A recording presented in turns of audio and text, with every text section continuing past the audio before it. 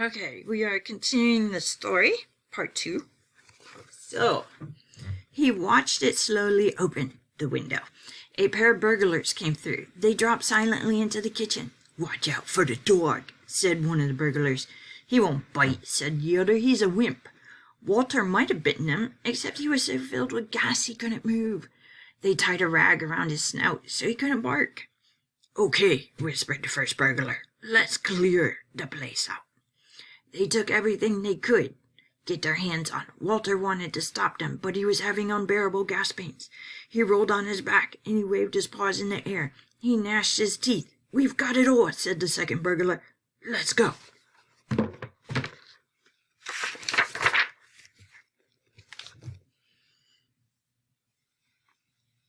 That's when Walter let it fly. It was the worst fart of his life. It made a tremendous noise and shot him across the room. A hideous cloud filled the air. The burglars clutched their throats, unable to breathe. With tears in their eyes, they raced for the window. They tried to grab their bag with all the goodies in it, but their arms were too weak. "Let's get out of here."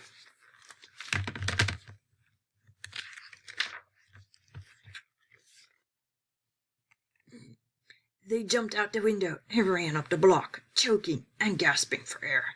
Still blinded by Walter's attack, they stepped into the headlights of an approaching police car. "Hold it right there," said the policeman.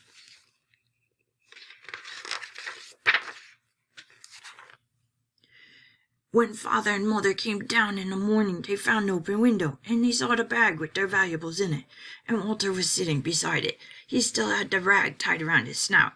You'd have to say he looked heroic. "He saved the silverware," cried mother.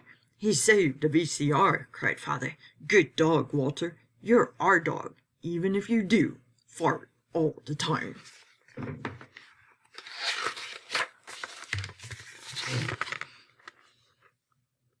And so the family learned to live with Walter, the hero dog, and that's the end of our tale. Okay, bye guys.